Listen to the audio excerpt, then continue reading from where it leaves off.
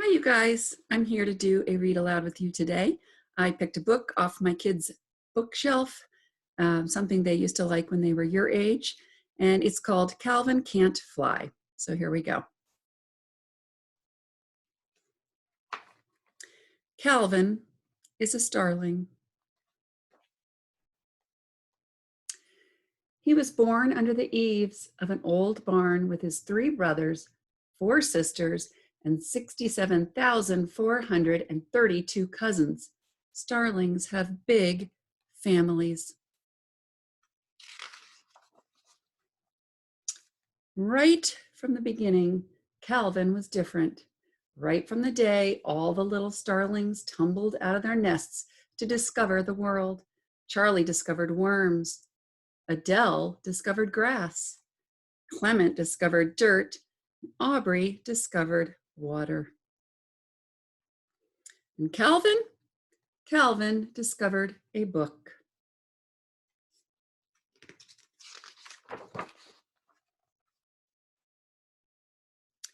While all Calvin's cousins chased beetles, bugs, and ants, Calvin was learning to read letters, words, and sentences. At night, his cousins dreamed of insect eating and garbage picking. Calvin dreamed of adventure stories, legends, and poetry. He even dreamed that someday he'd become a great writer himself.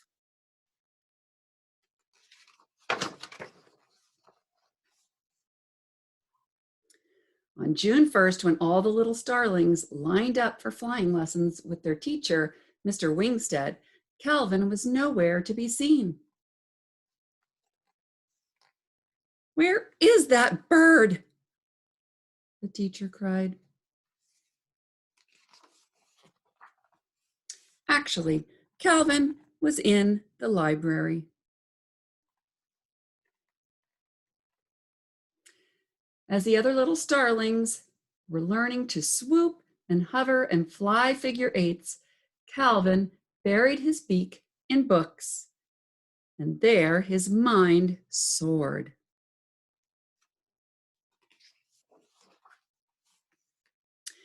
Calvin read about pirates and cavemen, volcanoes and rainbows, whales and dinosaurs.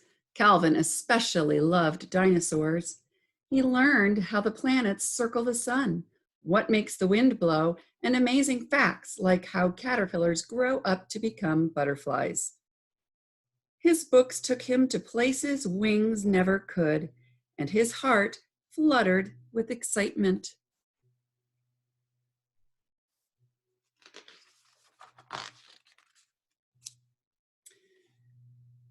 Calvin's cousins called him Nerdy Birdie, Geeky Beaky, and Bookworm. And when you're a bird being called a worm, it's a very bad thing. Calvin ruffled his feathers and mumbled, "Oh, how the wounding words of scorn do sting." Then he sadly waddled back to the library, the only place where he was happy. And so he spent all summer reading, learning, and absorbing everything his little starling mind could.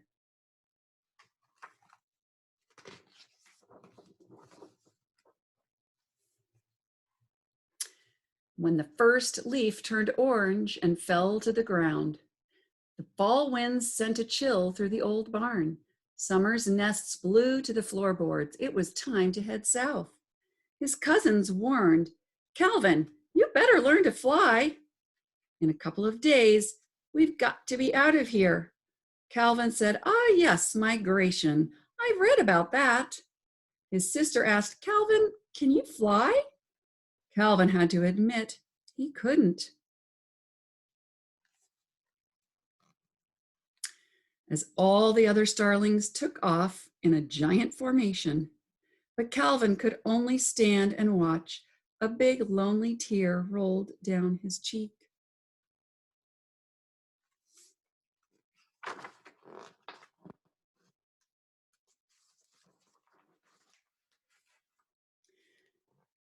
Calvin turned and trudged back toward the old barn. He was so upset he didn't even notice his brothers and sisters and cousins coming back to get him.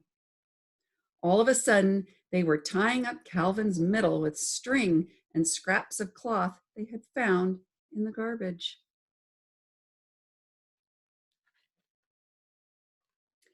They grasped the other ends with their beaks and off they flew with Calvin, somewhat embarrassed, but safely in tow.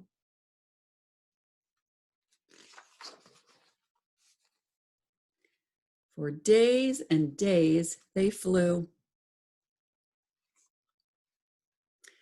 Calvin recognized the rivers, mountains, and towns he had read about all summer.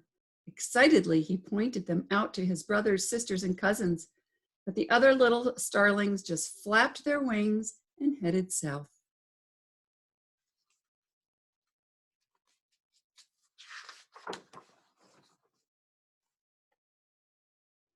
Soon there came a day when the winds blew especially hard. Trees bent sideways, leaves scattered wildly. Flying became harder and harder. The air had an odd smell to it, the smell of danger. Calvin, remembering back to his favorite weather book, warned the rest of his family. "A hurricane! A hurricane is coming!"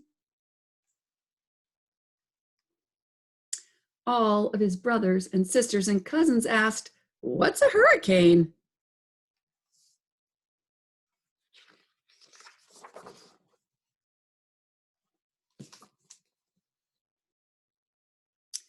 Calvin explained as quickly as his little beak could, "We need to get out of the path of a violent tropical weather system, which is storming up the coast at a tremendous speed and will not diminish until it encounters large stretches of landmass.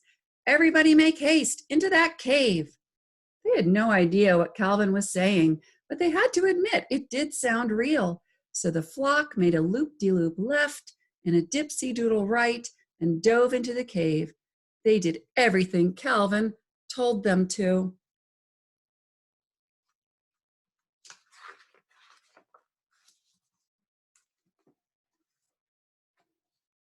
To their amazement, a great storm did blow across the land. It thundered over the mountains, it roared through the villages, it smashed and crashed, rumbled and raged, just as Calvin had predicted. The whole big starling family gathered together, watching in fear and awe. The storm finally ended. The sun came out in the sky, and the starlings came out of their cave. They were safe and sound, all because of Calvin.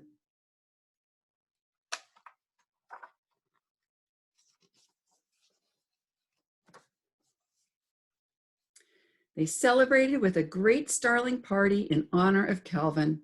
They ate big juicy worms and yummy crunchy beetles. They danced and sang songs about how Calvin had saved their lives. They toasted Calvin with acorn caps filled with fresh, clear mountain water. Calvin was so happy and felt so good deep down inside that he jumped and hopped and danced and flapped his wings. And flapped his wings and flapped his wings. All the other starlings looked at him in amazement. "Calvin, you can fly!" they exclaimed. And Calvin, the happiest starling in the whole wide world, chirped, "Why, I do believe I can."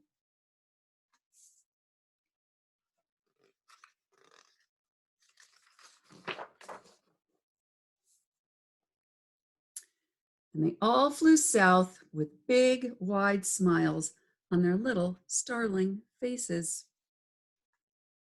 especially Calvin. So it took Calvin a while to learn how to fly, but in the meantime, he did a lot of reading, a lot of learning, and in the end, that helped just as much as the flying did. So I hope you guys are all doing well, that you're healthy and doing the work that your teachers are putting online and sent home in packets for you. And I miss seeing you guys every day. I will be back with another read aloud soon. Thanks.